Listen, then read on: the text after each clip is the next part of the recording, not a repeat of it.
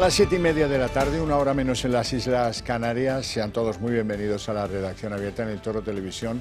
Hoy con mucha tarea por delante, donde estamos dispuestísimos para contarle lo que es noticia en España o fuera de España, con criterios importantísimos para nosotros, la valentía y el rigor. Y también la libertad. Sin libertad nada es posible en medios de comunicación. Mensaje para algunos que prefieren ser la voz de su amor. Telepedros, las llamo yo. Bueno, hoy es un día muy importante, probablemente en la historia europea. ¿Por qué? Porque ha habido una cumbre a la que han llegado de diferentes países a París 30 líderes políticos y dos de ellos, curiosamente Francia y el Reino Unido, que son las dos potencias nucleares que hay en Europa, no hay ninguna más, han llegado a un acuerdo muy relevante.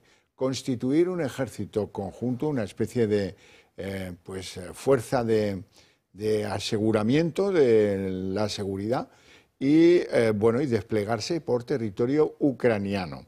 Dicho así suena susto, pero bueno, van a enviar en primer lugar a altos mandos militares para que calibren lo que es necesario mandar a Ucrania.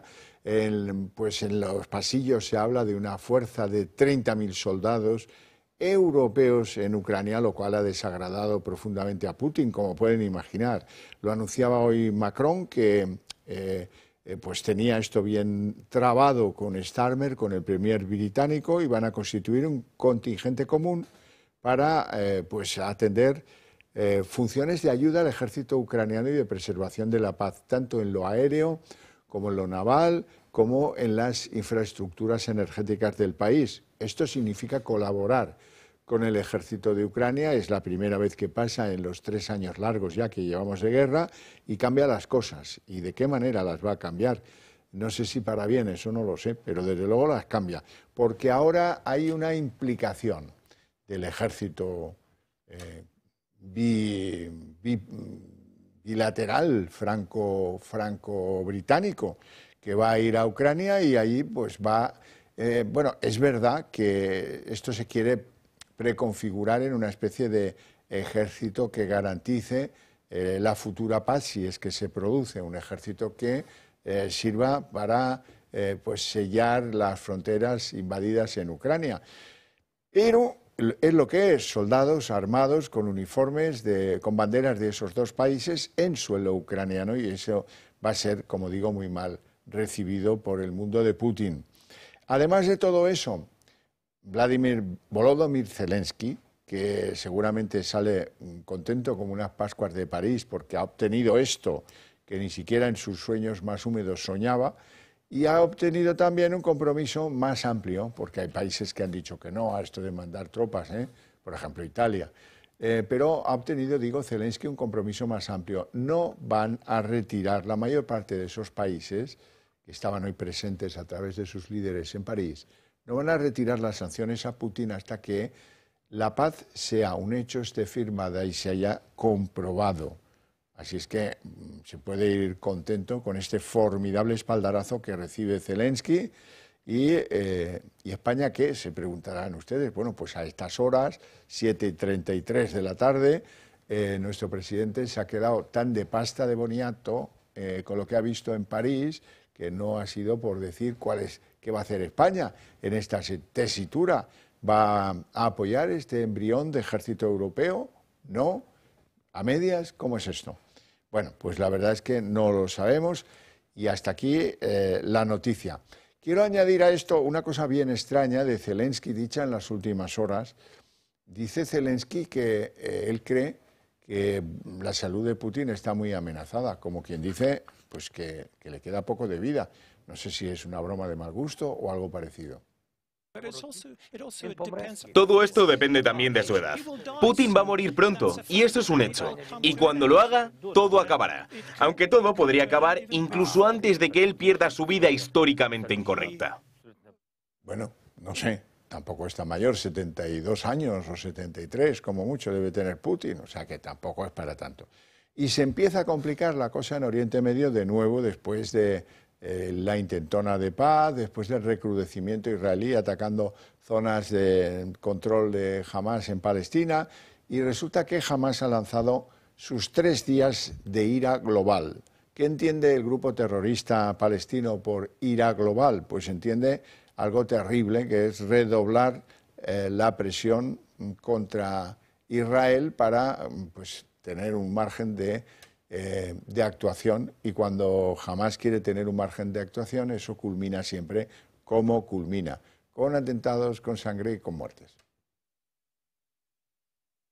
El grupo terrorista Hamás ha convocado 3 días de ira global entre el viernes y el domingo. Quieren que haya una movilización en apoyo a Gaza, Jerusalén y la mezquita Al-Aqsa, y en rechazo a los crímenes sionistas. Lo han hecho a través de un comunicado que ha recogido el medio de comunicación palestino Filastín. Reclaman a los palestinos y a los pueblos libres del mundo que incrementen las actividades, marchas, sentadas y cercos de embajadas israelíes y respalden a Gaza, expongan los crímenes de la ocupación y mantengan la presión global hasta que termine la agresión y se levante el cerco. El mensaje se produce tras Israel anunciar hace días que iban a intensificar sus operaciones contra Hamás tras rechazar todas las negociaciones. El ministro de Defensa israelí, tras el comunicado de los terroristas, se ha dirigido a los residentes en Gaza. החמאס מסכן את חייכם ויגרום לכם לאבד את בתיכם ועוד ועוד שטח שיצורף למערך ההגנה הישראלי. סינואר הראשון הרס את עזה, וסינואר השני מוכן לשרוף במו ידיו חצי מעזה, רק כדי לנסות ולשמור את שלטון השחיתות שלו ושל חבריו, רוצחי ואנסי החמאס. A su vez, multitud de palestinos han salido a las calles para protestar contra Hamás. Grandes avalanchas de locales han marchado, principalmente por las calles de Beilaya, en el norte de Gaza. Han destacado los cánticos contra los yihadistas, como "Por el amor de Dios, fuera Hamás", "Hamás terrorista" y "Queremos el fin de la guerra". Israel ha acusado en reiteradas ocasiones a Hamás de utilizar a los civiles como escudos humanos, y el gobierno ha confirmado que las fuerzas de defensa van a operar con toda su fuerza en diferentes áreas. El portavoz del Ministerio de Asuntos Exteriores se ha referido a lo que está ocurriendo en la franja. Esto es lo que no quieren que veas. La gente de Gaza se está manifestando contra Hamás en este momento. Hamás se niega a liberar a los rehenes, arrastrando a todos a más guerra y sufrimiento, incluido el pueblo de Gaza. Bueno, y de Oriente Medio tenemos que ir forzosamente y muy a disgusto al centro de Ámsterdam, a la Damplatz, que es el cogollo de Ámsterdam. Allí se ha producido pues lo que algunos califican de atentado y otros pues no se atreven todavía, porque ha pasado a primera hora de esta tarde.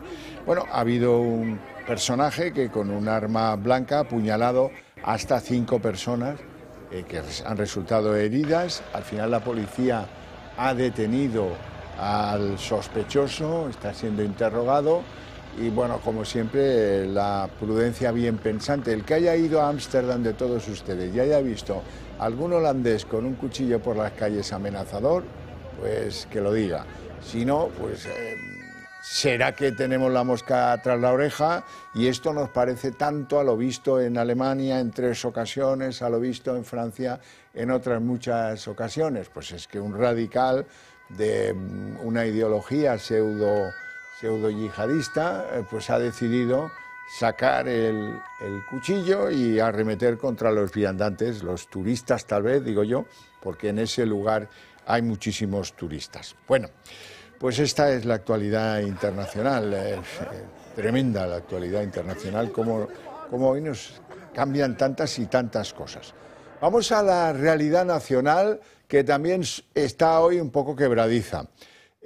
Nos vende Sánchez, oiga, es que el clima ha cambiado, oiga, es que los independentistas catalanes, es que miren ustedes, en el País Vasco no tenemos ni una tensión. Y eso es bastante incierto, por no decir falso. En Cataluña, con Illa de presidente, resulta que han doblado las multas a los comerciantes que no utilizan el catalán en su rotulación. Y por lo tanto, no se puede decir que esto del independentismo furioso vaya en decadencia en Cataluña.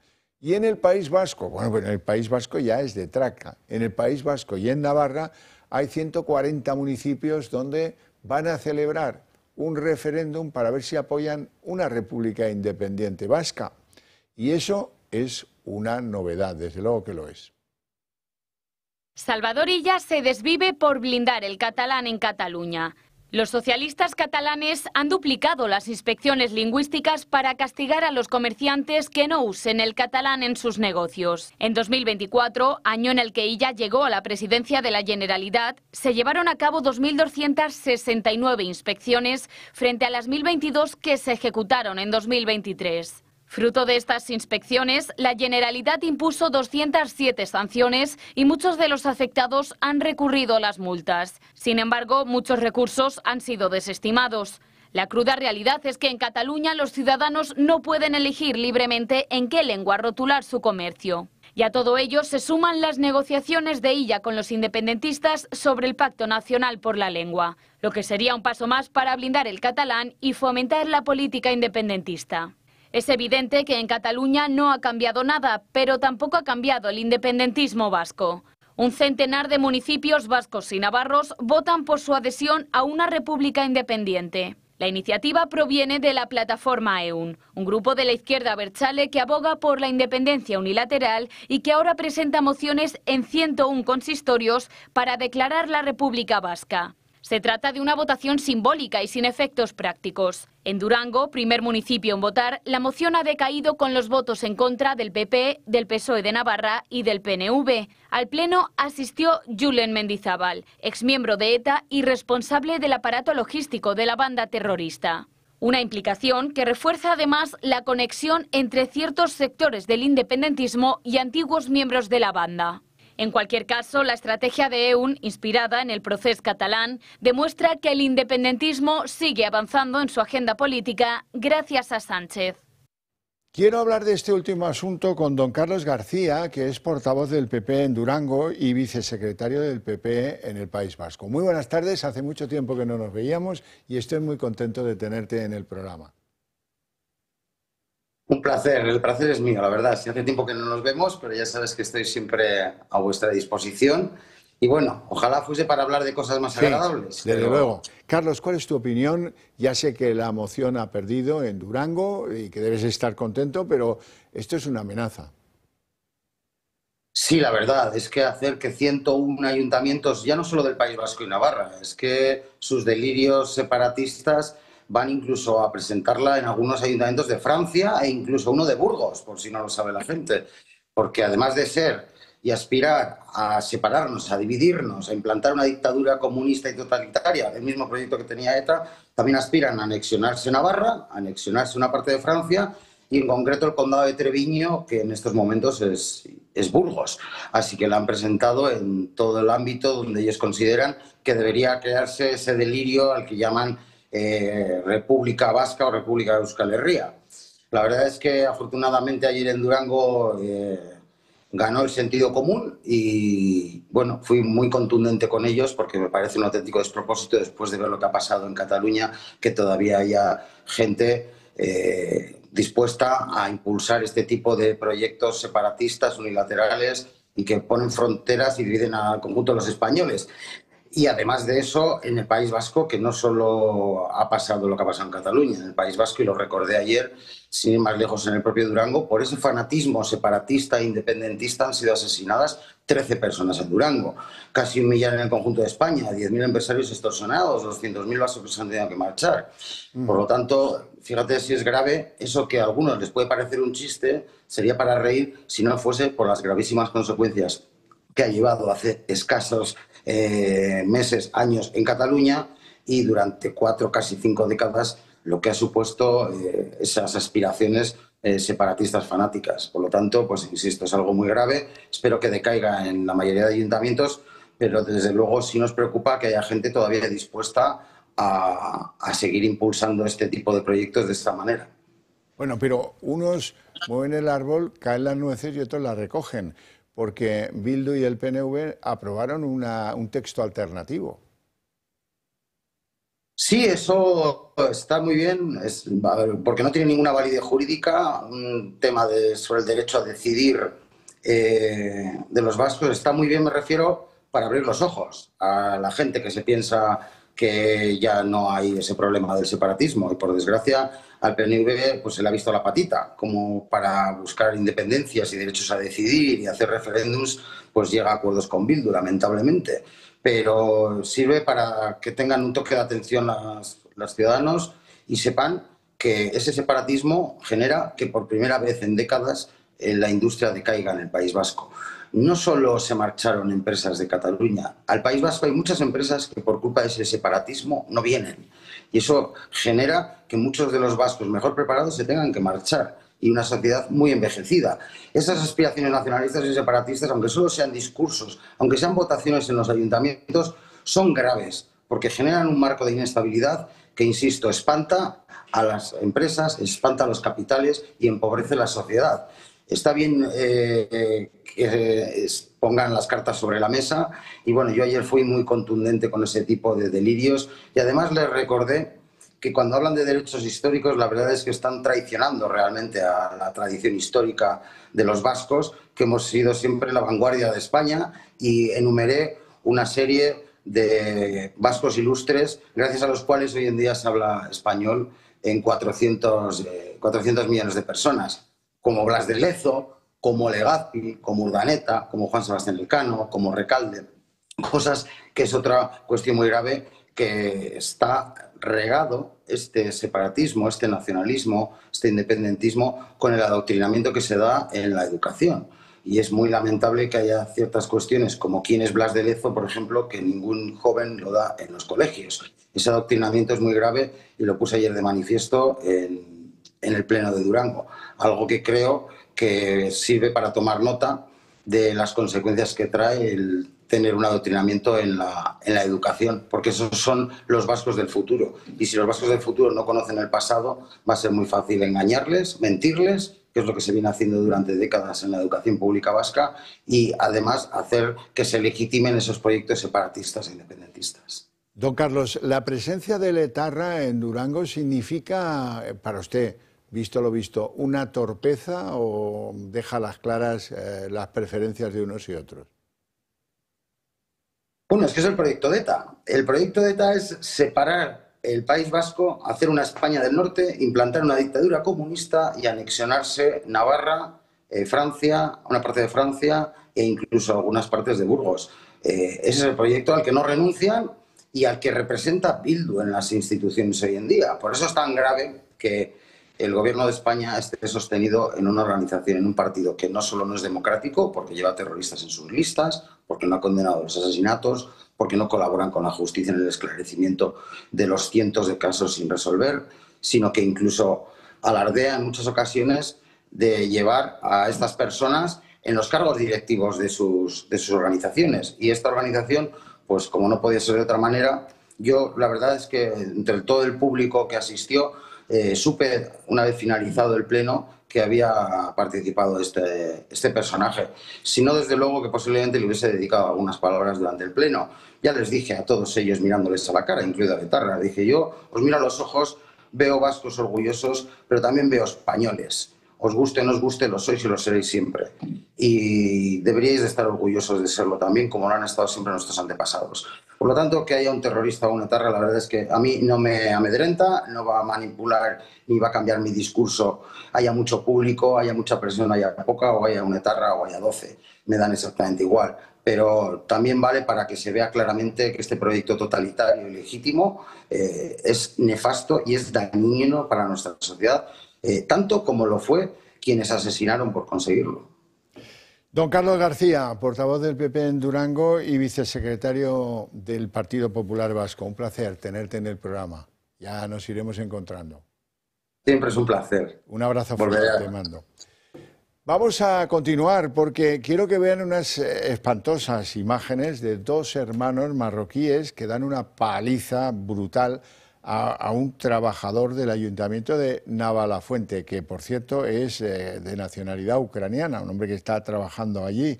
Tras la agresión, estos dos hermanos marroquíes pues amenazaron de muerte al alcalde y a otros compañeros del consistorio.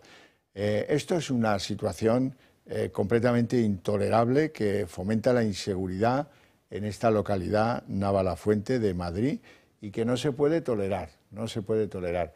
Según han comentado algunos de los que conocen, algunos de los afectados, a la víctima sobre todo, pues se llevaba muy mal el trabajador ucraniano y estos dos hermanos marroquíes, pero bueno, esto no hay sociedad que consienta o que pueda continuar con este tipo de salvajadas, ¿verdad? Porque todo se vuelve vidrioso cuando se imponen de esta manera los criterios de, en este caso, los dos agresores, que hasta donde yo sé no han sido detenidos. Dejemos trabajar a quien tiene la competencia para hacerlo. Y vamos a hablar de la Dana. ¿Y por qué vamos a hablar de la Dana? Pues porque el presidente de la Comunidad Valenciana, Carlos Mazón, ha decidido pues, seguir recibiendo a las víctimas de la Dana, pero hacerlo más discretamente. Porque, según dice él mismo y según dicen sus colaboradores en el gobierno valenciano, se trata de no estigmatizar a nadie y han creído oportuno que los contactos se mantengan en privado y no se les dé demasiada alaraca informativa. Seguir recibiendo a las víctimas con respeto, con discreción, como lo estamos haciendo, como lo hemos hecho desde el principio. El otro día nos visteis, porque estabais vosotros en la puerta, pero yo he atendido, y muchos miembros del Consell de la Generalitat han atendido y han estado directamente con víctimas, preocupándonos personalmente con ellos. Lo que no queremos es instrumentalizarlas. Bueno, y vamos a hablar un poquito, aunque sea de la droga, porque hay algunos casos que también tenéis que conocer. Ya sabéis que queremos cambiar esto de la droga en España y que necesito que me apoyéis en cuanto a que los partidos políticos tomen cartas en el asunto, que no lo hacen, o muy escasamente lo hacen. Alguno hay, pero bueno, poco. Vamos a Vizcaya. En Vizcaya ha habido una red de narcotraficantes que ha caído y traficaban con absolutamente de todo. Cocaína, anfetaminas, cocaína rosa, marihuana. Bueno, yo creo que tenían todo el almanaque, todas las variantes de droga dispuestas para el consumidor, ¿verdad? Bueno, han levantado la organización con más de 100 kilos de droga y, bueno, pues nada, felicitar a los agentes y a su esfuerzo, aunque ya sabéis que yo siempre digo que entran por una puerta y salen por otra. Y desde luego no afectamos a lo mollar, que a lo mejor es su dinero, a lo mejor es el blanqueo. Hay que impedir algunas cosas que hacen que España entera, de Vizcaya a Cádiz, de Galicia a Almería, esté absolutamente proliferando las mafias de la droga y con todo tipo de medios a su alcance para pues poder, como le sobra el dinero, pues poder disfrazar o construir submarinos para llevar la droga a Sevilla desde Ecuador, pasando por Azores, donde los intervinieron el otro día. Aquí lo comentábamos. De ahí nos vamos a ir a Murcia, porque, hombre, en Murcia han pasado muchas cosas. Hay que ver, hoy os traigo Murcia como ejemplo de la proliferación de asuntos de la droga y de operaciones exitosas contra ella. Hay dos pedanías muy cercanas a Murcia, casi barrios de Murcia, Aljucer y San Ginés, donde han desmantelado varios importantes puntos de venta de drogas. Se han detenido a 4 personas, 2 hombres y 2 mujeres, que están entre los 29 y los 41 años como autores de delitos de tráfico de drogas y pertenencia a grupo criminal organizado. Esto en las pedanías de Murcia. Nos vamos un poco más lejos, nos vamos a Ceguín, donde ha sido detenido un hombre al que han pillado infraganti vendiendo medio centenar de dosis de cocaína en mitad de Ceguín. Ha sido arrestado, es un delincuente conocido con antecedentes por los mismos asuntos por la policía y se le sorprendió oculto en su vehículo cerca de un control policial, porque, claro, dice, a ver si a estos les da por pillarme. Y así fue, le pillaron. Ahora está detenido y pasará a disposición judicial. Y otro que, pues la próxima vez diremos, ya tiene 2 antecedentes, ¿verdad? Pero es muy conocido de la policía y bla, bla, bla, bla.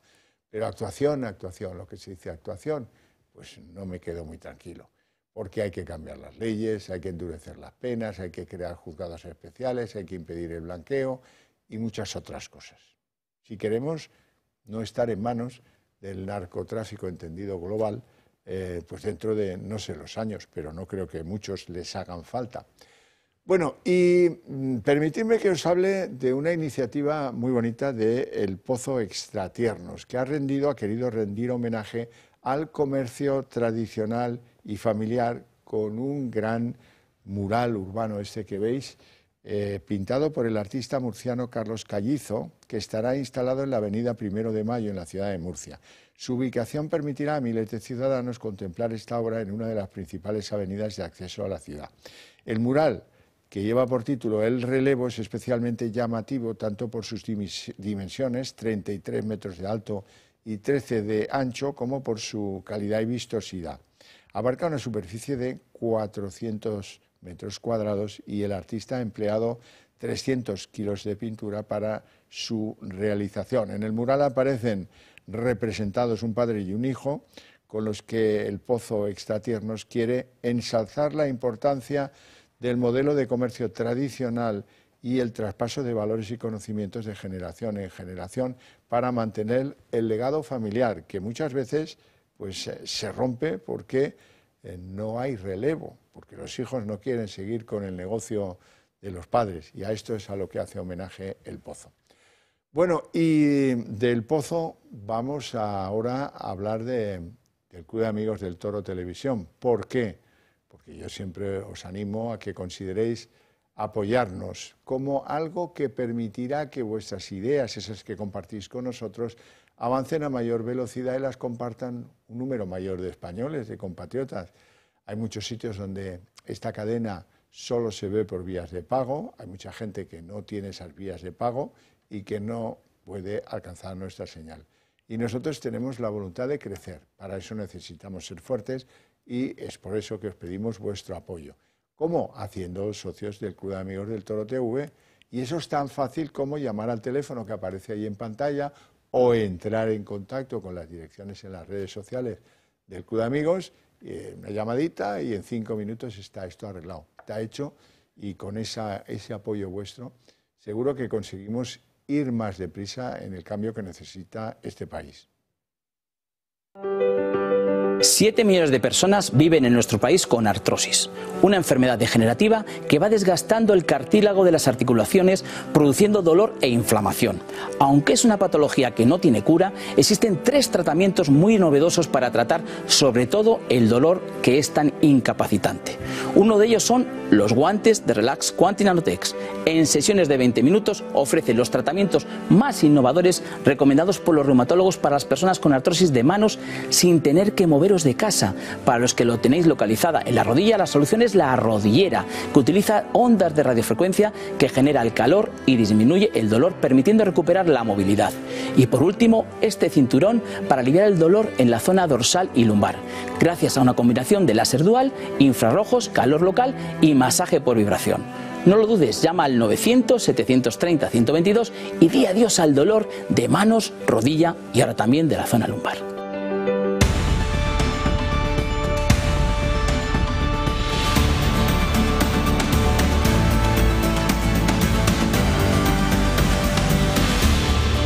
Son las 8:02, momento en el que abrimos nuestra mesa de análisis político. Les presento ya a mis ilustres abogados invitados esta tarde.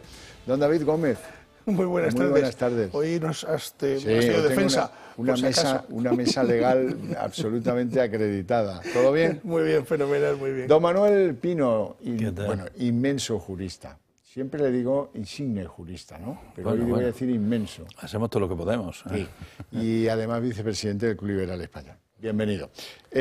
Si acaso vamos a darle a esto un avis legal, ¿no? Porque han llegado a un acuerdo en el Vaticano y en el Gobierno sobre el Valle de los Caídos, un acuerdo, nos lo cuenta María Vallejo. Hay acuerdo entre el Gobierno y el Vaticano para la resignificación del Valle de los Caídos. Un acuerdo que llega tras varias reuniones entre Félix Bolaños, el ministro de Presidencia, Justicia y Relaciones con las Cortes, y Pietro Parolin, el secretario de Estado de la Santa Sede. Estas reuniones vienen a raíz de la aprobación de la Ley de Memoria Democrática impulsada por el Gobierno de Pedro Sánchez. Ambas partes han acordado que los monjes benedictinos continúen en el Valle de los Caídos, gestionando la abadía, la hospedería y la escolanía. También seguirán en la Basílica Basílica de la Santa Cruz, que tampoco será desacralizada, algo que el Gobierno de España daba por hecho desde un inicio, pero que el Arzobispo de Madrid puso como línea roja. Lo que sí que ha conseguido el Gobierno es la creación de un centro de interpretación que fomente los valores constitucionales y democráticos. ¿Y qué es esto? Pues será un centro donde se explica a la ciudadanía las circunstancias de la construcción del Valle de los Caídos y que alberga la mayor fosa común de nuestro país. Para ello, el Ejecutivo tiene previsto convocar en estos meses un concurso arquitectónico internacional en el que estarán implicados hasta 9 ministerios. Si alguno cree que con esto se zanja la cuestión, se equivoca. Se equivoca porque aquí, hasta que no acaben con la cruz, hasta que no echen a los benedictinos y hasta que no desacralicen la basílica, no van a parar. Bueno, estos son pasos. Son pasos. A ver, pasitos. Uno no puede llegar al final del recorrido, es decir, al quitar la cruz, a desacralizar, a echar a los benedictinos de golpe. O sea, eso no lo pueden hacer, porque políticamente hablando sería un escándalo y no estaría bien, ¿no? Claro, ¿qué hacemos? Pasitos, ¿no? Vamos dando pasitos. Los primeros pasos ya se daban hace muchos años, donde no se invertía dinero en restaurar absolutamente nada del Valle de los Caídos. Tú ibas por allí y veías, bueno, pues las arcadas estaban cayendo, el monumento no se puede visitar, pues que tiene en fin, muchos peligros de derrumbe, etcétera, etcétera, ¿no? Es decir, eso ya se veía desde hacía muchos años, ¿no? Es decir, el ahogamiento por la falta de financiación.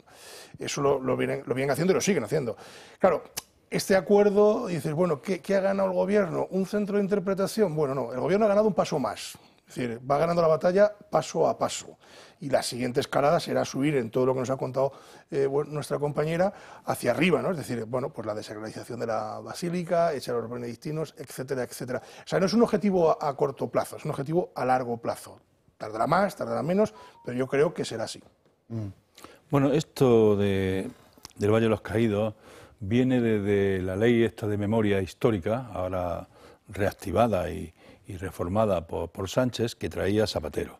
Aquí, para el frentismo y la política de los buenos y los malos en el que estamos, la sociedad enfrentada, los buenos y los malos, ellos han hecho una historia publicada en el Boletín Oficial del Estado para defender una ventana, una posición de un conflicto que fue un fracaso colectivo de la sociedad española.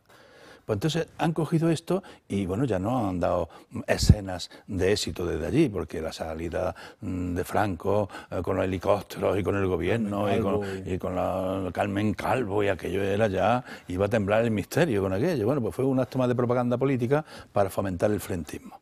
Entonces esta ley de memoria histórica hay que culpar al gobierno de Rajoy con mayor absoluta que tenía que haber acabado. La historia la tienen que hacer los historiadores, no un partido político en el Boletín Oficial del Estado mirando un conflicto desde la ventana que me interesa. Y esto es una fase más, lo ha dicho David, bueno, pues irá poco a poco, porque cada vez que quieren tensión electoral, sacan otra vez como estamos con el espectáculo de los actos de la muerte de Franco, más que decir de los años de democracia y de libertades en España. Pues en vez de resaltar los años de democracia y de libertades en España, no, la muerte de Franco, 100 actos.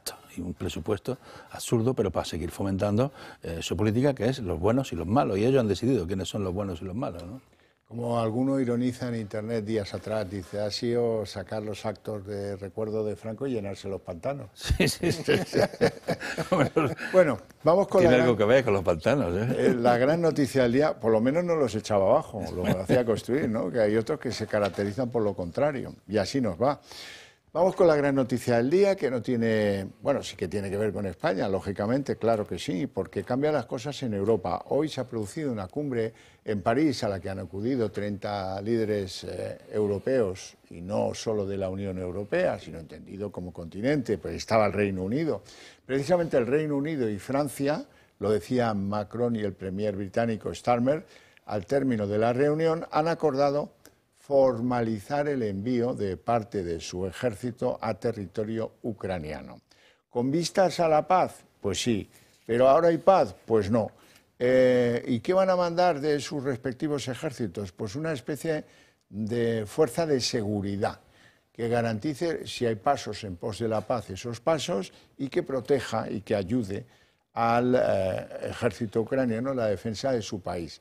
La defensa, claro está, significa pues de las instalaciones energéticas, de la navegación aérea o naval y de las comunicaciones, lo básico. Van a ir los líderes militares de los ejércitos de esos dos países a tocar el terreno y a ver cuántos efectivos harían falta, pero en pasillos, en esa misma reunión, ya se hablaba de que el ideal sería enviar no menos de 30.000 militares. Está abierto a que participen más países. Hay algunos países que han dicho que no van a participar, caso de Italia o caso de Polonia. ¿Y de España qué? De España depende de cómo encare esto Yolanda Díaz cuando vuelva Sánchez. De momento, Sánchez guarda silencio, un silencio atronador, podría decirse. Ni mu, no ha dicho ni mu. Y, hombre, pues, ¿qué quieren que les diga? Es la primera vez que va a haber tropas de los dos países que da la coincidencia, que son las dos potencias nucleares que hay en Europa, que han dicho, sí, nosotros vamos a apoyar a Zelensky. Zelensky estaba en esa reunión más contento que un niño con zapatos nuevos, porque además han llegado a un acuerdo, este sí, más mayoritario, en el que se comprometen los países presentes a mantener las sanciones sobre Moscú hasta que la paz sea un hecho, no levantarlas desordenadamente ni nada por el estilo. Bueno, ¿cómo lo veis? Bueno, pues desde la llegada de Trump, por segunda vez a Casablanca, el escenario político ha cambiado y la política internacional y el derecho internacional pues ha cambiado sustancialmente, ¿no? Y eso pues ha creado una preocupación, sobre todo en Europa, ¿no? Aunque en la reunión que tú has hablado también está la OTAN, está también presente la OTAN, ¿no? Entonces aquí hemos estado al amparo de la protección de la defensa europea subcontratada con Estados Unidos, donde tampoco hemos cumplido con las obligaciones del sostenimiento de la Organización del Tratado del Atlántico Norte, ¿no? Hemos estado ahí contribuyendo como nos correspondía por la cuota de población y la importancia del país que tenía subcontratada la defensa. ¿Qué pasa ahora? Pues bueno, pues están ahí con unas soluciones no fáciles de que quieren organizarse la defensa sin depender de Estados Unidos, porque parece que los tiempos vienen que eso lo van a dejar sin protección y tienen que buscar una organización muy compleja, europea, para que nos defienda. Una organización militar para la paz y la seguridad de Europa, pero que tiene que tener un mando único, que eso va a ser muy difícil porque los países son muy diversos, tiene que tener una homogenización de los ejércitos y de los sistemas de defensa y tal, que se conozcan, y eso yo lo veo muy complicado, ¿eh? Un ejército europeo lo veo muy complicado. ¿Qué pueden hacer ahí? Pues bueno, buscar sistemas de coordinación de los ejércitos y luego, pues en los países que tengan, digamos, unos principios democráticos parecidos al nuestro, pues ampliar ahí a una OTAN con nuevo nombre, donde puedan tener acceso países como Canadá, como Australia, como Inglaterra, y donde se monte ahí un sistema occidental de defensa de los valores que tenemos más comunes y, bueno, y protegernos de una agresión como ha tenido Ucrania. Ucrania lo que quiere Putin y lo que quiere también, por lo que se ve en la Casa Blanca, el propio Trump, es que se rinda y que acepte las condiciones habiendo sido un país invadido. Pues no, quiere que el invasor darle éxito y darle los territorios conquistados y además que se rinda Ucrania y que renuncie a un montón de cosas de la defensa y tal y dejarlo allí como un satélite dependiendo de Rusia. Bueno, y eso pues para mí es un mal resultado. Tiene que haber una paz justa y una paz duradera, pero de luego equilibrada y además sabiendo que el invasor ha sido Putin y no puede salirle con premio invadir la frontera y romper con el derecho internacional, ¿no? Claro, ahora hemos visto en estos últimos meses, desde que está Trump al mando de esta historia, que en definitiva lo que quieren es meter mano a las materias primas ucranianas, porque, oiga, usted se rinde y yo controlo. Es decir, pero eso no es así, no debería de ser así. Claro, ¿qué hacemos con Ucrania? Es muy complicado. O sea, la geopolítica que se llama ahora internacional es un encaje de bolillos, nunca mejor dicho. Y Europa está a la cola de la defensa. A la cola de la defensa por su propia característica interna. Es decir, los españoles cuando hablamos de Europa seguimos pensando que Europa empieza en los Pirineos o que empieza en Bruselas, ¿no? Es decir, no, Europa es algo que está al norte de España, no es España, ¿no? Es decir, la mayoría de la gente no tiene eso en la cabeza. Claro, Estados Unidos es un país compacto, nosotros somos una entidad, una unión, es decir, de países, que es más complejo aún. Montar un euroejército, como bien dice Manuel, es una tarea muy compleja, muy complicada, porque cada país tiene su propia forma de ver las cuestiones, y luego Europa durante todo este tiempo primero ha sido el referente moral ha sido el referente moral del mundo, ¿no? Es decir, el referente moral, fenomenal, hasta ahí correcto, pero ha dejado siempre de un lado el tema bélico, y ahora vemos cómo no teníamos que haber hecho eso, porque si os dais cuenta, la mayoría de las guerras que ha habido en el último siglo han sido en territorio europeo. Las grandes guerras se han debatido siempre aquí. O sea, en Estados Unidos no ha habido una guerra desde la independencia, es decir, con lo cual les da igual. En Rusia, 3/4 de lo mismo. Entonces, en definitiva, Europa ha perdido ese mando desde mi punto de vista y tiene una obligación ahora, tenemos todos una obligación de volver a pensar en rearmar a las Fuerzas Armadas, que no es nada malo, es decir, se ve algo como algo malo, es decir, algo como algo negativo el que los países inviertan en defensa. No, ¿por qué? Los militares hacen cosas extraordinarias en momentos muy determinados y tienen que tener material para esa defensa. Y luego, si a España nos pasara como le ha pasado a Ucrania, luego diríamos, ¿por qué no invertimos más en defensa, ¿no? Entonces, yo creo que es muy necesaria la inversión en defensa, pero claro, Pedro Sánchez no lo va a hacer, si está de perfil.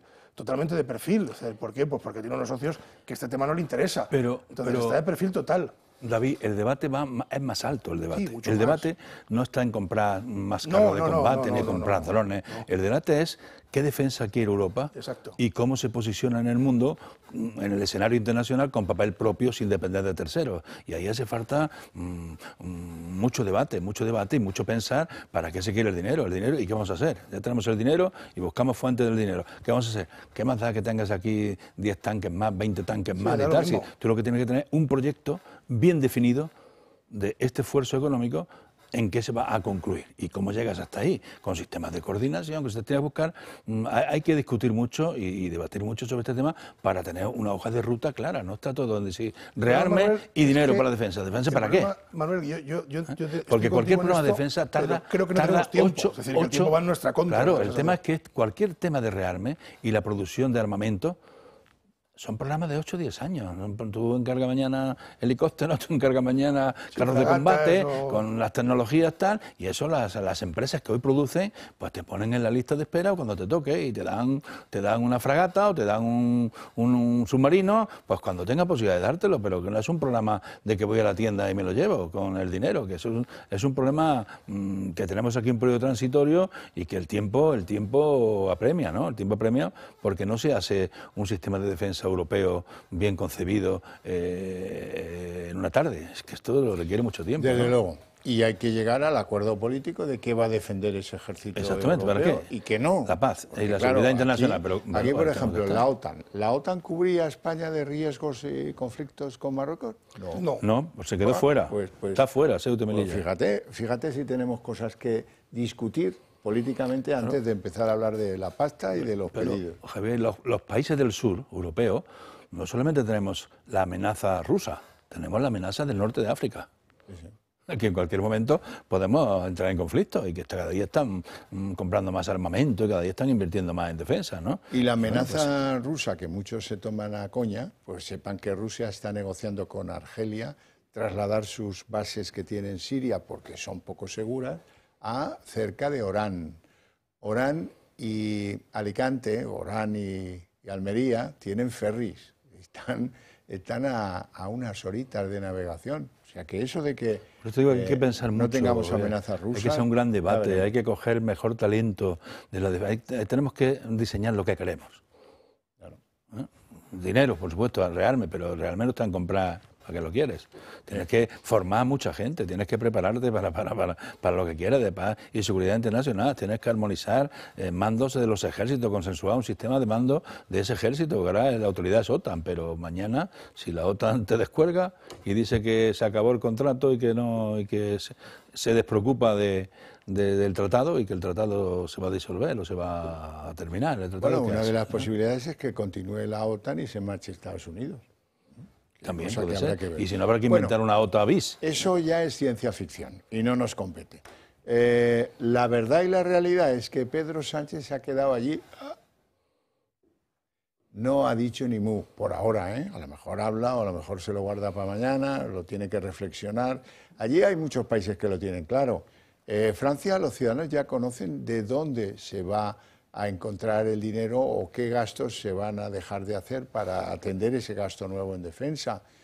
Pues ahí los países que tienen frontera con Rusia lo tienen clarísimo, lo que quieren de las cosas.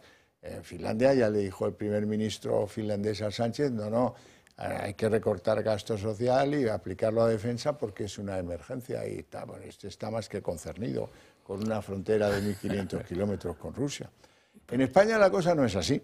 No me extraña que Sánchez venga desazonado de estos encuentros, porque aquí en España, mientras Sánchez estaba allí con los líderes, pensando que es como primo de Napoleón, Yolanda Díaz decía algo sorprendente, y lo decía cada vez en más dura Yolanda Díaz con este tema.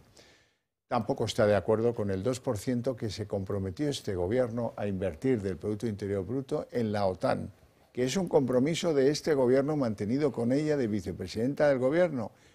Ya no está de acuerdo. Vamos a escuchar a Yolanda Díaz. Si Europa hace esto, se equivocará. Digo siempre, en mi país dedicamos el 1,2% al presupuesto de defensa.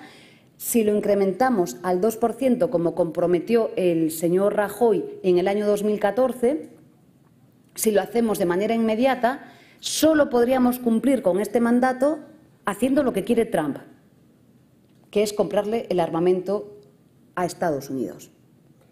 Estados Unidos tiene un déficit comercial con la Unión Europea y, obviamente, esta es la vía adecuada para hacerlo. Si esta es la posición, desde luego no es compartida por nosotros, en absoluto. La culpa es de Rajoy. Pase lo que pase aquí, la culpa es de Rajoy. Ahora, es simple como el mecanismo un chupete, ¿eh? Pero qué simple, qué cosa más simple. Bueno, Montero también tenía ganas de hablar hoy y nos ha contado cómo se va a hacer esto de ampliar el gasto en defensa sin repercutir reducción de gastos sociales, que es un desafío para la ciencia.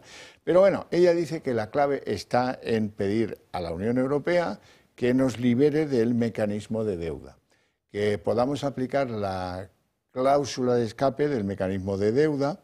Lo que no tiene en cuenta la señora Montero es que para pedir eso hay que hacer una ley extraordinaria con unos requisitos muy precisos para que no se desvíen gastos que no sean de defensa, que esa ley la tiene que aprobar el Parlamento, donde no goza precisamente de mayoría Pedro Sánchez, y que además se tiene que hacer antes de final del mes de abril.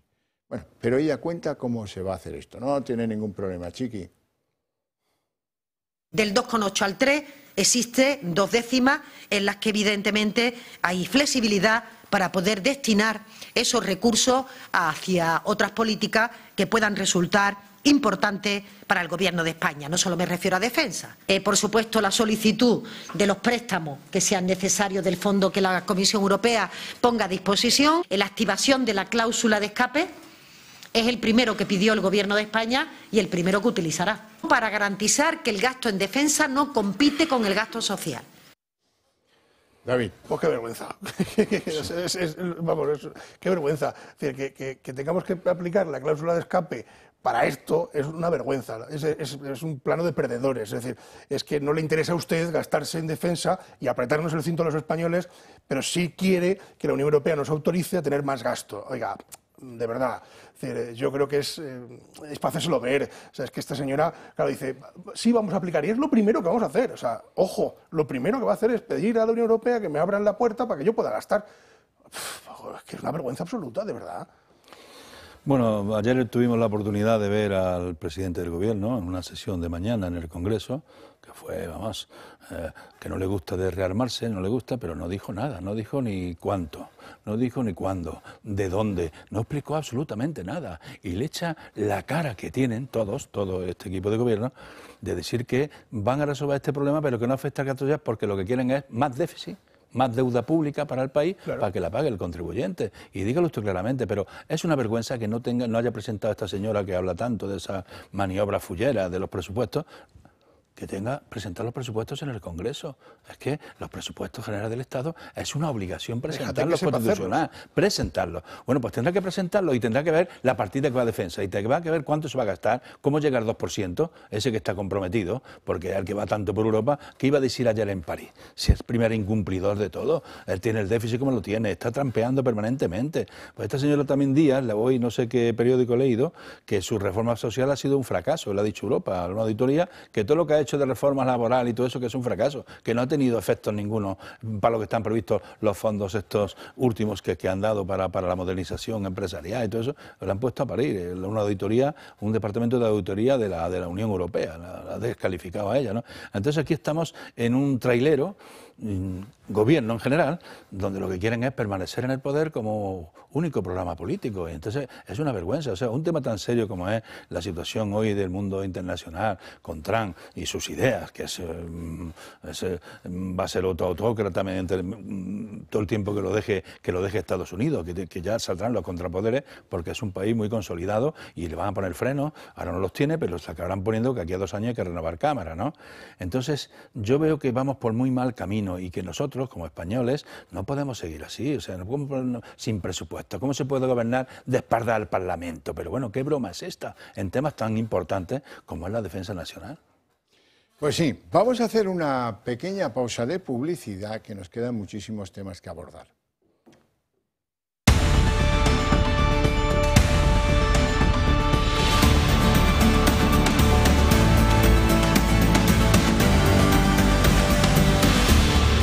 Ayer dijo Donald Trump que todos los coches que no se fabriquen en Estados Unidos, si quieren ser vendidos en Estados Unidos, van a tener que pagar un arancel del 25%.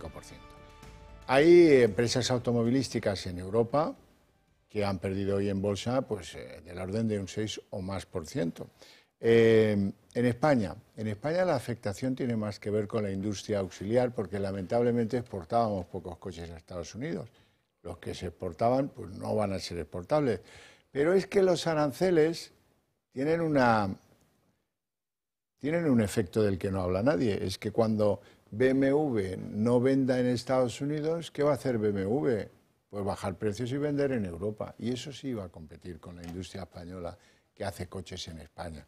Y desde luego la industria auxiliar, donde están preocupadísimos. Bueno, vamos a ver en resumen lo que dijo Trump, lo que ha dicho la comisaria Teresa Rivera, lo que dice el ministro Cuerpo y lo que dice el sector. Nueva subida de aranceles. En esta ocasión, el sector del automóvil es el perjudicado. Donald Trump anuncia la imposición de aranceles del 25% para todos los coches que no se hayan fabricado en su país. Lo que vamos a hacer es poner unos aranceles del 25% en todos los coches no hechos en los Estados Unidos. Si los hacen en Estados Unidos, no va a haber aranceles de ningún tipo. No habrá excepciones. La medida entrará en vigor el 2 de abril, el próximo miércoles. El gobierno anuncia que son malas noticias y garantiza soluciones. Creo que es malo para los consumidores, es malo para los industriales. Trabajaremos junto con el sector para garantizar que esto pueda ser manejable para nuestras propias empresas. Hacer una valoración del impacto de estas medidas y también de posibles avenidas, soluciones a futuro para seguir acompañándoles, por supuesto, en todo este camino. Desde el sector automovilístico de nuestro país aseguran que no es un buen escenario para la producción europea, pero tampoco para la producción y los consumidores estadounidenses. Lo que significa es un escenario de confrontación económica. La industria europea va a tener problemas para exportar en Estados Unidos, la industria de componentes también va a tenerlo, pero van a sufrir los productores y los consumidores europeos, pero también los productores y consumidores americanos. Europa exportó 800.000 coches el año pasado a Estados Unidos. España ninguno.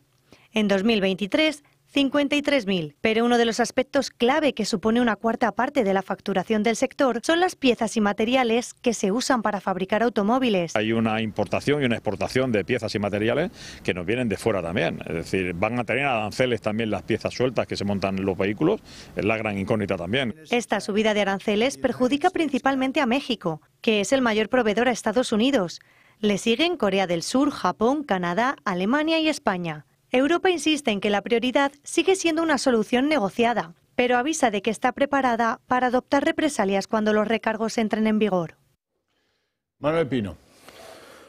Bueno, que iba a poner aranceles Trump lo sabíamos desde el minuto cero, porque él con su política de Europa, de América lo primero, pues ya empezó amenazando al día siguiente aranceles a Canadá, aranceles a México, y ahora pues a España y a Europa la tenía en el punto de mira, y bueno, la ha dado en la automoción, ¿no?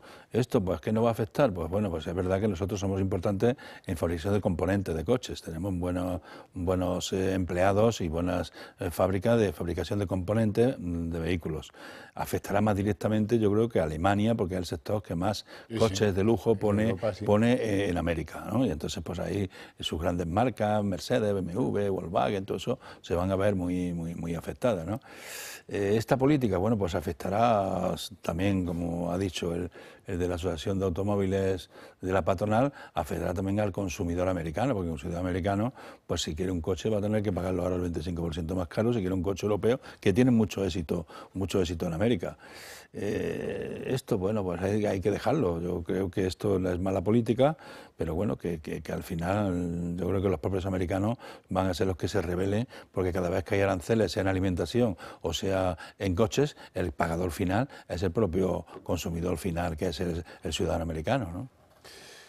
Claro, es que Trump piensa en clave exterior, pero no en clave interna. Es decir, la clave interna está claro que al final la factura la pagan los propios americanos. Lo hemos visto con los huevos, ¿no? Es decir, el desabastecimiento de huevos. Bueno, etcétera. no, porque el consumidor americano, que es lo que quiere Trump, puede comprar coches made in America. Bueno, claro, pero como dice Manuel, efectivamente, los coches europeos, que sí que tienen mucho éxito, incluso los coreanos, es decir, que también tienen mucho éxito en Estados Unidos, incluso aquí en Europa, pues se van a ver muy afectados a la hora de comprar. Es decir, no es lo mismo comprar un coche a 10.000 euros que a 15.000 o a 20.000, ¿no? Es lógico, el mismo coche. Simple y exclusivamente porque pagan ese arancel, ¿no? Y luego Europa contraatacará, lo tenemos que ver, ya veremos a ver. Pero Trump cuenta con otra cosa, ya lo han manifestado algunas marcas coreanas precisamente. No, yo para eludir los aranceles me pongo a producirlos en América. Y hago fábrica allí, eso lo han hecho alguna fábrica coreana. Es lo que pretende, que se vayan allí las grandes fábricas españolas a producir vehículos en América, para que se quede todo en casa. Claro. Bueno, vamos a cambiar aquí de asunto, dejamos los aranceles por el día de hoy. Esto es, no hay día sin arancel, ni santo sin novena. Bueno, Begoña Gómez, que también nos es una parada agradable en nuestras tertulias.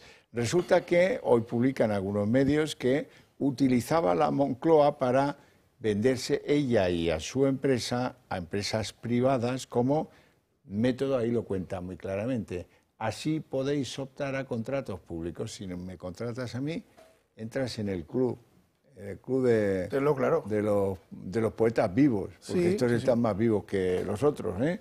Y luego resulta que en el juzgado que maneja el juez Juan Carlos Peinado, ese que ha encargado un informe para ver qué pasó, la intervención de Begoña en el rescate de Globalia Air Europa, pues se ha quedado de manifiesto que a la señora Begoña y a sus letrados les ha sentado esto como si fuera guindilla. Y resulta que han hecho una denuncia conforme el juez se salta los dictámenes y hace una persecución, una causa general. Esto no puede ser. O sea que, digo yo me hago una pregunta de sentido común que espero que a ustedes les parezca adecuada. Si todo se hubiera hecho bien en Globalia y en Air Europa, ¿habría para que la señora Begoña Gómez se preocupara porque el juez que investigue lo que quiera, no? Sí, lo que pasa es que el tema de Globalia pues quedó ahí muy en entredicho. Es verdad que la audiencia provincial dijo que se centrara en las razones y la cuestión que se iba a investigar, que no podía ser una... y entonces lo obligó a dejar fuera algunas cosas, ¿no? Esto de Globalia, pues es que el tema es muy llamativo. El hijo de Pepe de Hidalgo, parece que se llama, ¿no? Hidalgo, pues Javier Hidalgo.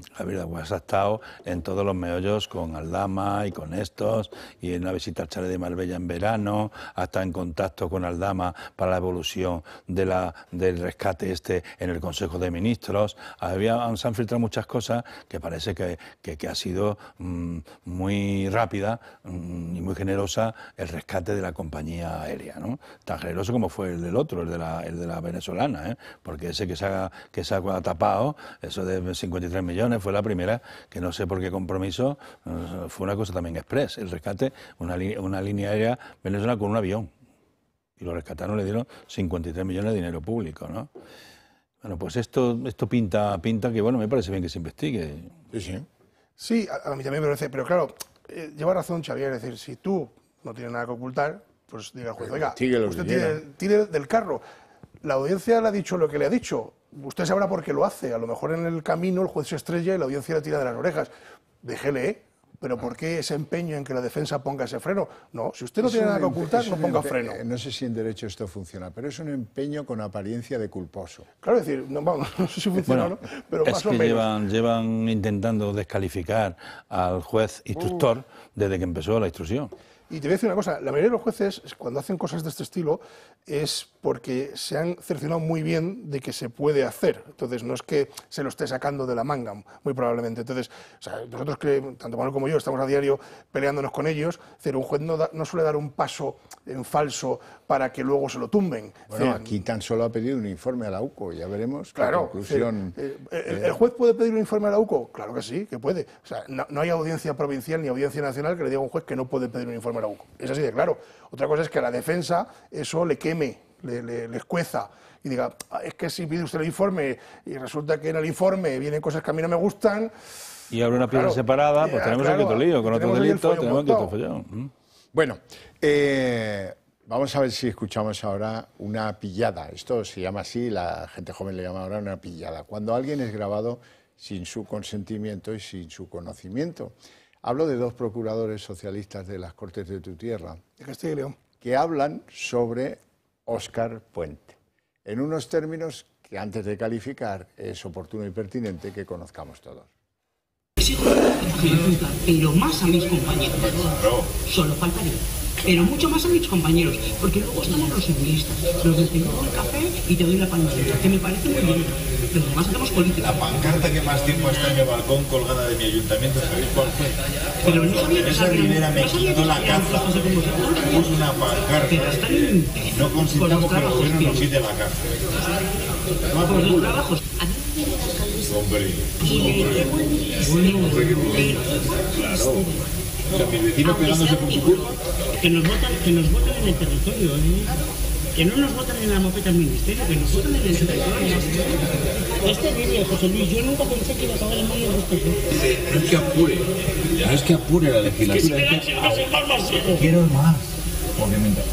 No saben si matan, espantan, dicen una cosa y la contraria. ¿Cómo no decir en la ejecutiva, que a mí me lo tiene que explicar alguien, cuando en entregas al que se le ocurrió lo de la lista más votada, de legal no queda una sola neurona allí que diga ¿dónde vamos? Yo llamé a mi Iñaki de Zamora de Guadalajara y ya está, Iñaki. Formalmente, una rajada, pero espectacular. Total, pero es significativo. Porque esta que dice que le quema el ayuntamiento... Es que le quemo el ministerio, dice, le quemo el ministerio. Claro, es que...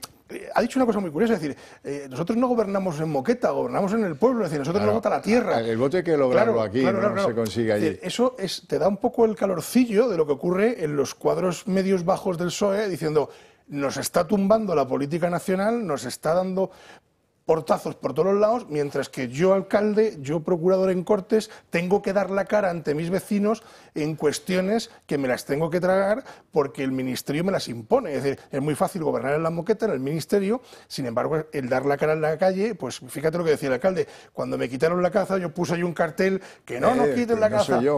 Claro. Es decir, es que me ha gustado la pillada porque te da el calorcillo de lo que está ocurriendo en las bases del PSOE, que seguro que no son los únicos que piensan así. Bueno, yo creo que hay algún malestar, ¿no? Lo que pasa es que luego todo, que no gobierne la derecha, que es su argumento, que no venga la derecha, se tragan todo y ruedas de molino si hace falta, con tal de que no llegue la derecha, que es el gran argumento que utiliza el Partido Socialista cada vez que se ven dificultades. Que hay malestar, es para estarlo. Que el ministro este Puente, que ahora está más quitado de primera fila, pues también es que desde que ha llegado, mira cómo está el ministerio. La auditoría que hizo se la cuestiona a Ábalos. Y luego cuando fue a la comisión aquella de investigación, que las contrataciones públicas de INECO eran impecables, que estaban bien hechas, pues mira cómo lo dejó la pobre destinataria del contrato, que dijo que la contrataron y nunca fue a trabajar a INECO, ¿no? Y han querido ahí levantar. O sea que el ministro de la zona, el que fue alcalde de esa ciudad, pues no parece que esté acertando en su gestión. Igual la corrige, ¿no? Pero de luego los trenes llegan tarde más que nunca y cada día tienen más problemas en la circulación. Bueno, vamos a seguir avanzando. La Audiencia de Sevilla responde, y de qué manera, al Tribunal Constitucional. El Tribunal Constitucional le mandó un oficio diciendo, traiga para acá la providencia esa en la que usted anuncia que va a ir a plantear una cuestión prejudicial ante el Tribunal de Justicia Europeo. Y la Audiencia Provincial de Sevilla le contesta al Constitucional. Esto me lo va a argumentar, porque si no, no le vamos a mandar absolutamente nada. Vean.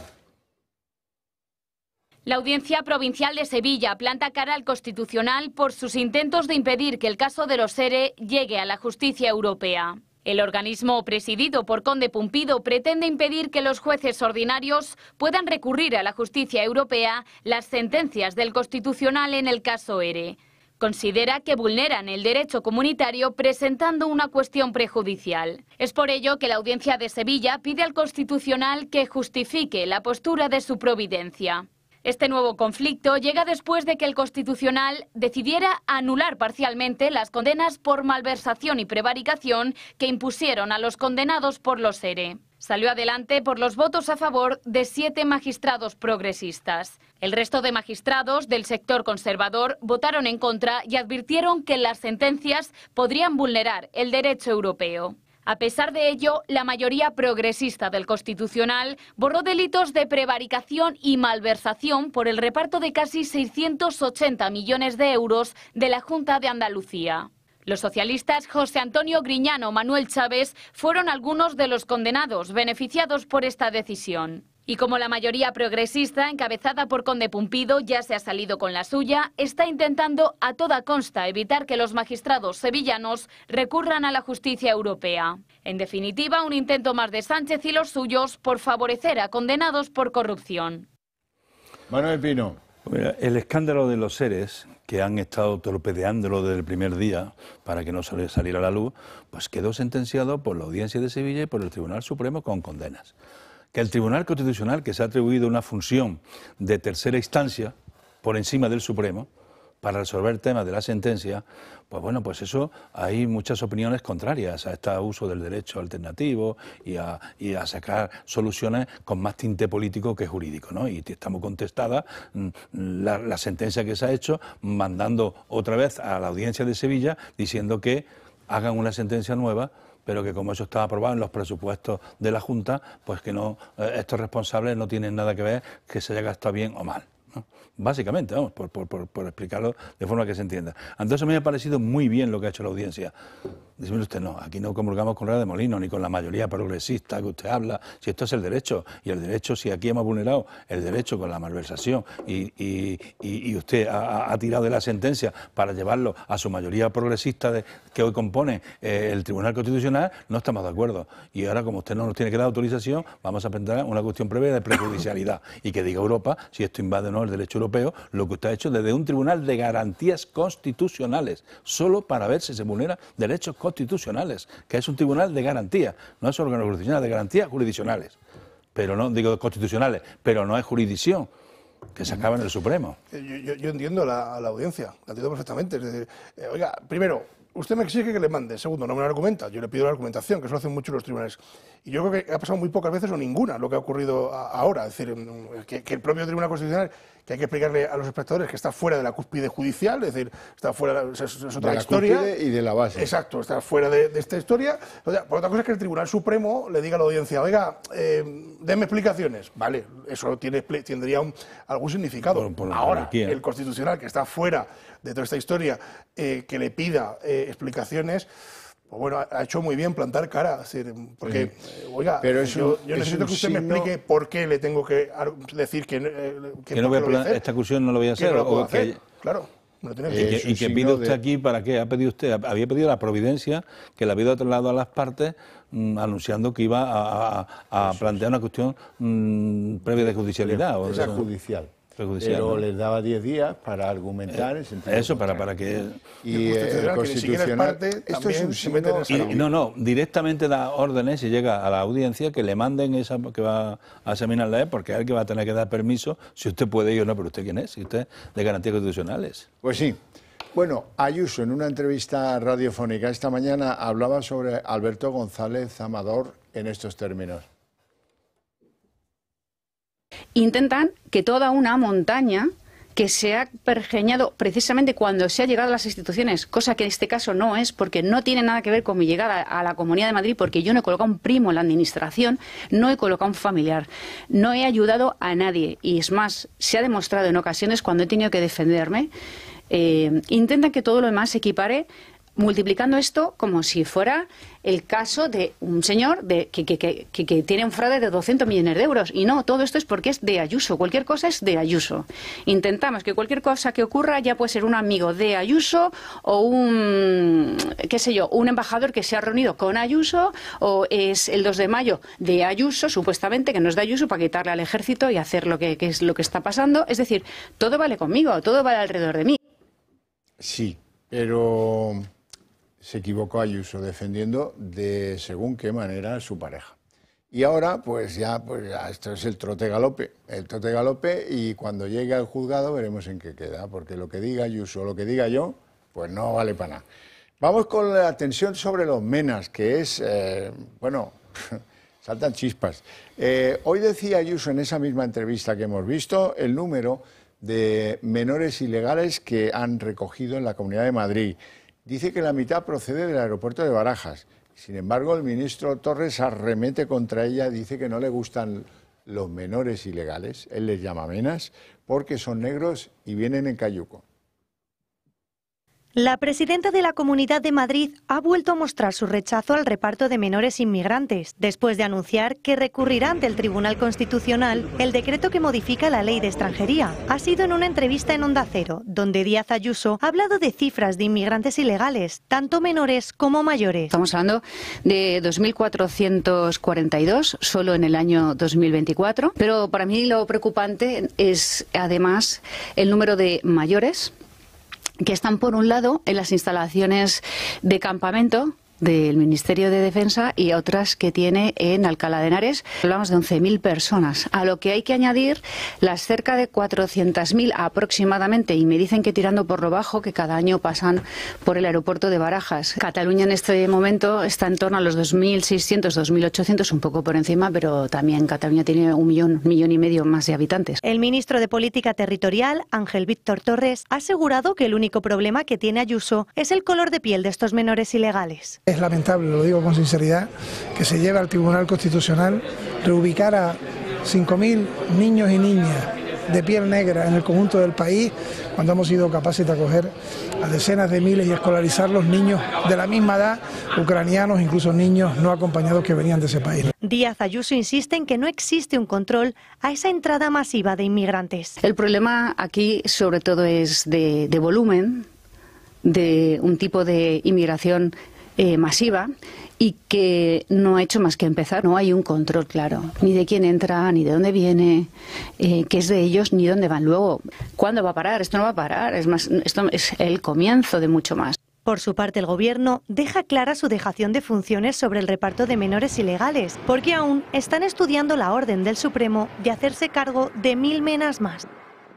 David Gómez.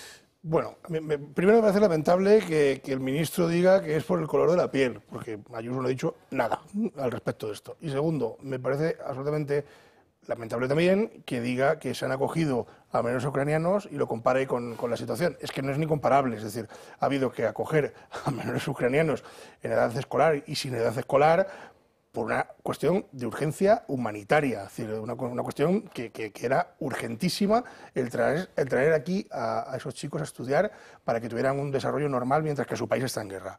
O sea, no es comparable, es decir, las comparaciones que hace esta gente siempre son tremendamente obscenas, como es el caso, ¿no?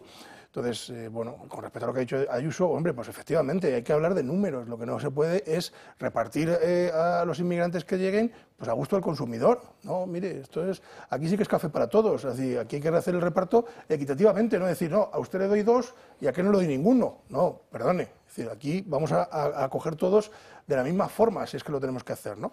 Pero claro, no porque sea Madrid, a Madrid le damos el grueso y a Barcelona, Cataluña, etcétera, etcétera, nos lo hacemos, pero no por una cuestión de comunidad autónoma, sino por un pacto político, es decir, por un pacto de gobernabilidad, es decir, por un pacto de que, oiga, usted aquí no me traiga nada y yo le sigo apoyando. O sea, no es un criterio técnico ni objetivo. Ni transparente. No, claro que no. Ni transparente, porque puede tener criterios. Y aquí hay que ser humanitaria, hay que recoger a estos menores, y vamos a ver cómo lo hacemos. Pero con estos criterios, unos criterios que sean conocidos, discutidos, y que estén de acuerdo más o menos los que van a ser destinatarios de esos menores, no... Dice Torres que Ayuso no quiere porque son no sé qué, y que por eso va al Constitucional. No, al Constitucional han ido porque la manera de hacer ese reparto no es legal. Al Supremo, han ido al Supremo y son medidas cautelares, esta que le han dado 10 días, para que digan qué va a pasar con estos 1000 que está hoy. Pero ese es otro asunto. El recurso de la Comunidad de Madrid contra el reparto es porque la vía de plantear el reparto de forma jurídica no les parece adecuada. Y luego vendrá, cuando digan definitivamente la cifra, sí hay otro tipo de recurso ante otra instancia porque no estén de acuerdo, que a lo mejor sí.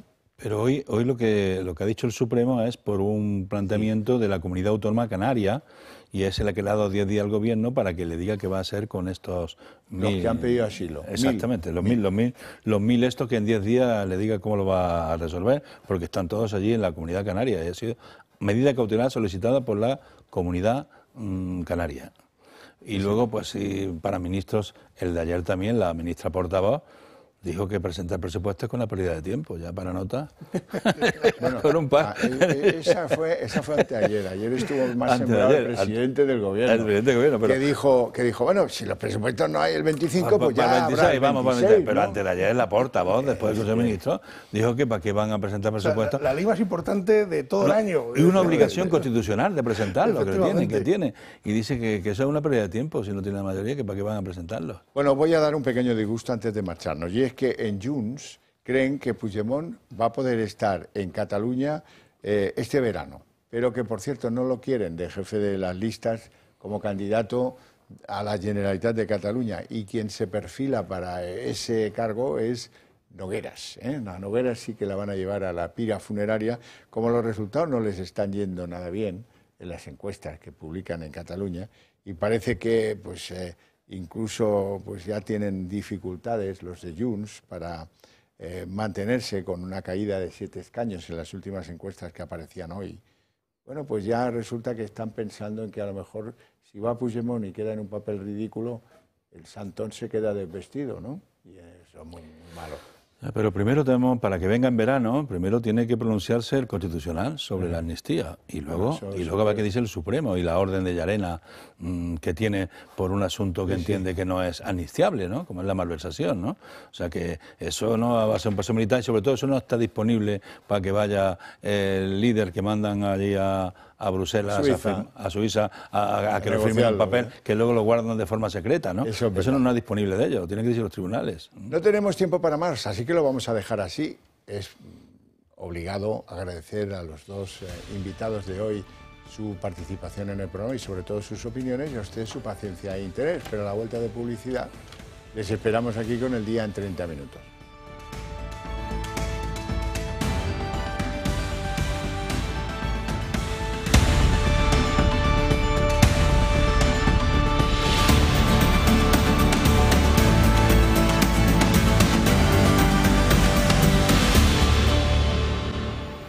El día en 30 minutos. Las dos potencias nucleares de Europa, Francia y el Reino Unido, han acordado, y lo han hecho saber hoy a sus presidentes, el de la República Francesa Macron y Starmer, el premier británico, formar un ejército conjunto para ser enviado a Ucrania como fuerza de resistencia.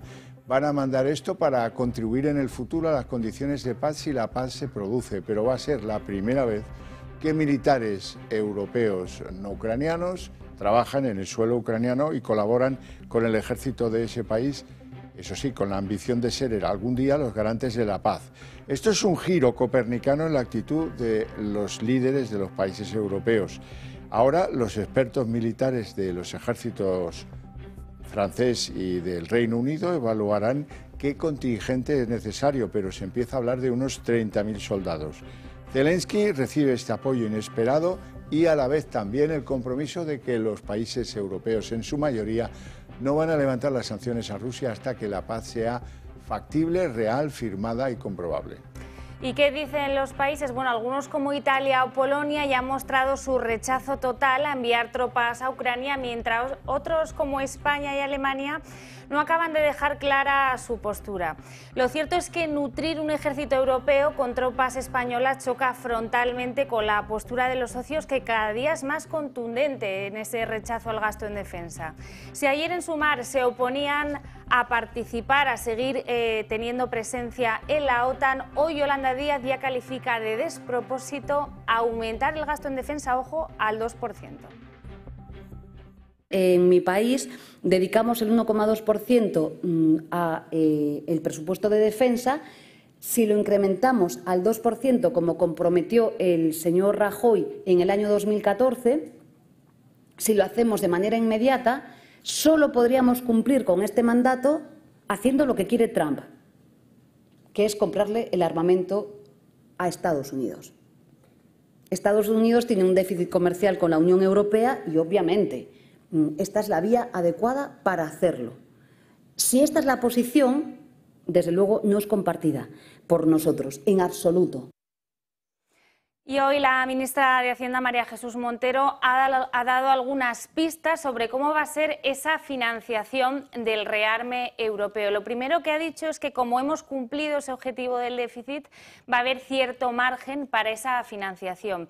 Nos nutriremos, dice, a partir de todos los créditos que se den por parte de la Unión Europea, y ha anunciado también que habrá otro tipo de financiación por parte de la Unión Europea. Lo que sí deja claro es que va a solicitar la cláusula de escape para que no afecte de alguna manera al gasto social.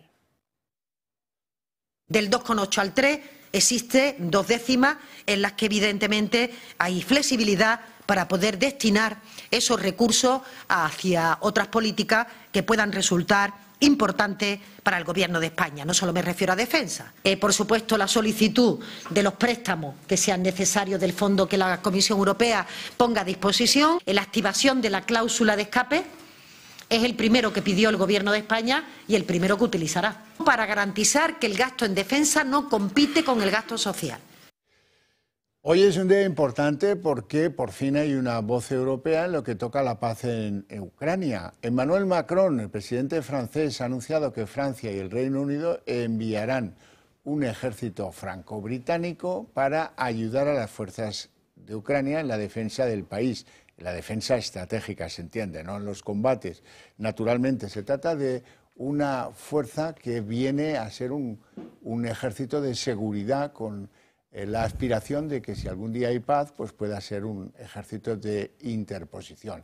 Inmediatamente lo ha ratificado el premier británico Starmer, quien dice que, hombre, pues miren, en Europa llevamos ya 3 años de apoyo a Zelensky, ha llegado el momento de hacer esto en suelo ucraniano, para enfado sublime el que tiene Moscú en estos momentos. Hay miembros de la Unión Europea, sin embargo, que no están a favor del envío de tropas, por ejemplo, Italia.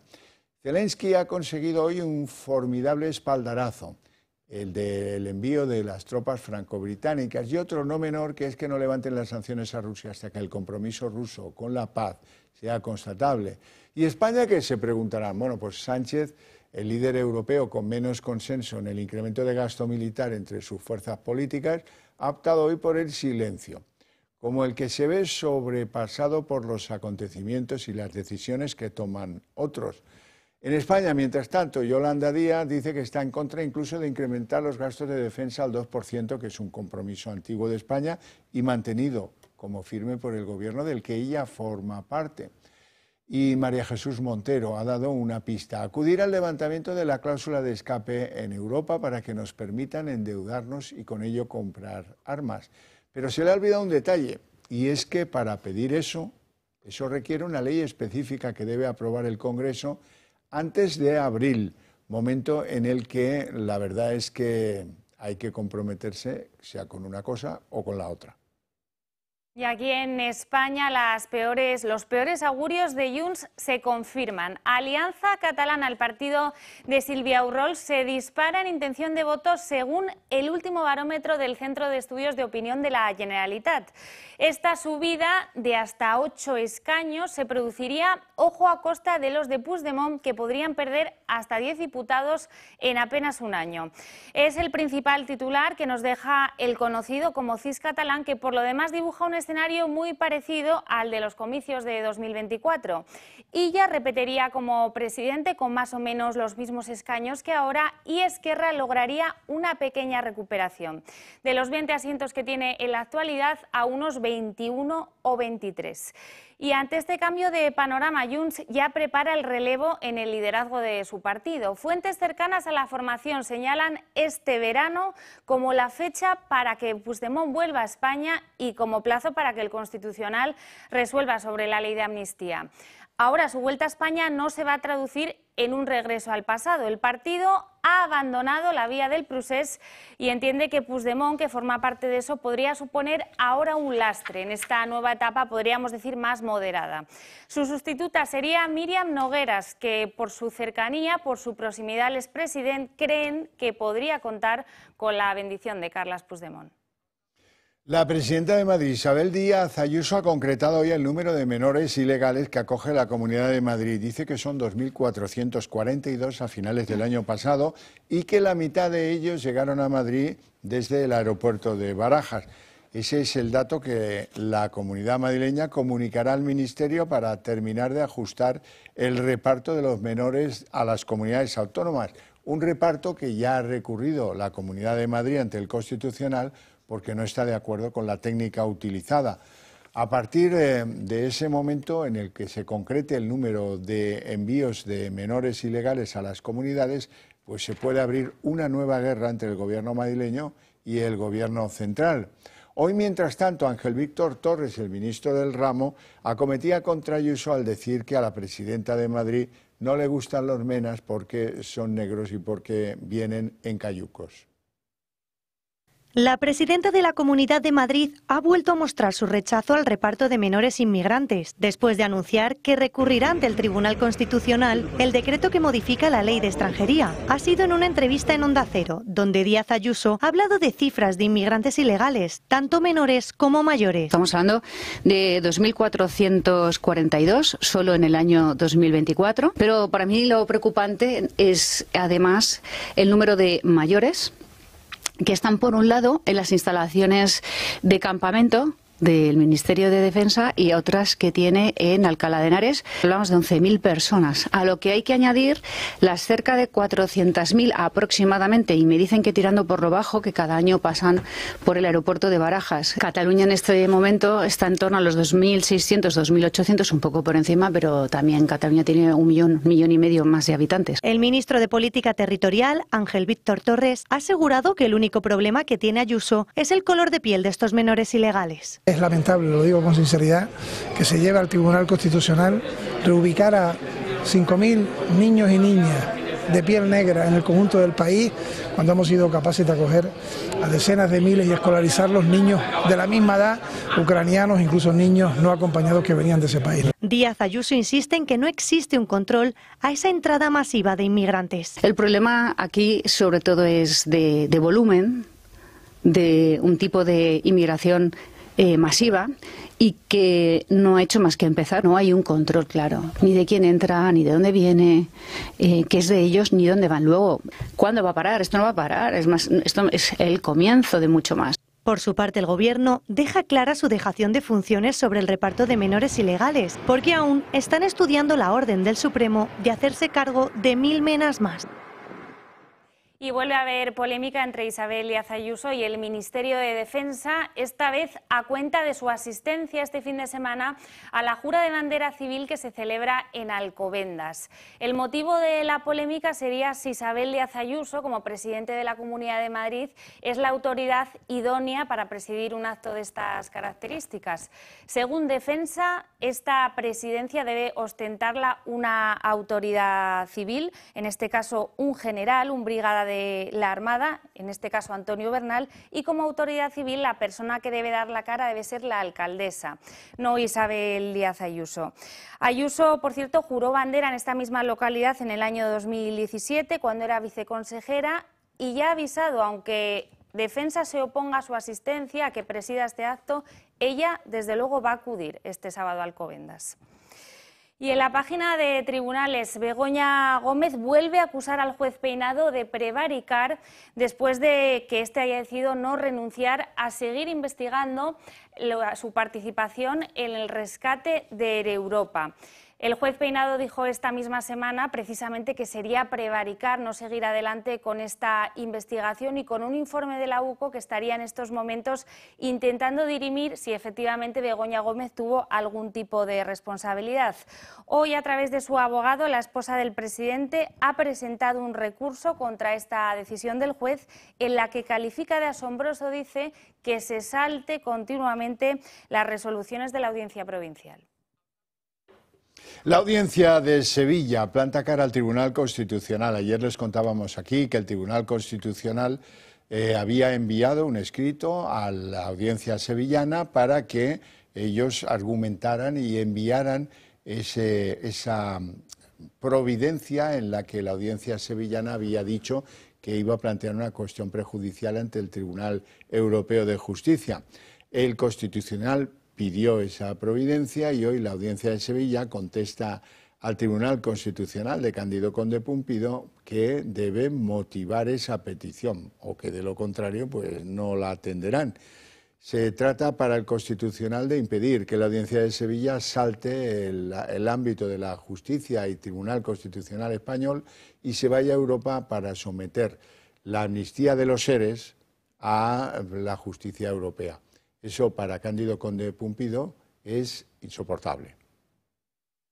La Audiencia Provincial de Sevilla planta cara al Constitucional por sus intentos de impedir que el caso de los SERE llegue a la justicia europea. El organismo presidido por Conde Pumpido pretende impedir que los jueces ordinarios puedan recurrir a la justicia europea las sentencias del Constitucional en el caso ERE.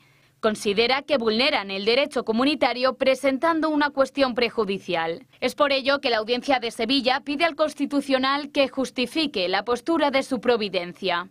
Este nuevo conflicto llega después de que el Constitucional decidiera anular parcialmente las condenas por malversación y prevaricación que impusieron a los condenados por los SERE. Salió adelante por los votos a favor de 7 magistrados progresistas. El resto de magistrados del sector conservador votaron en contra y advirtieron que las sentencias podrían vulnerar el derecho europeo.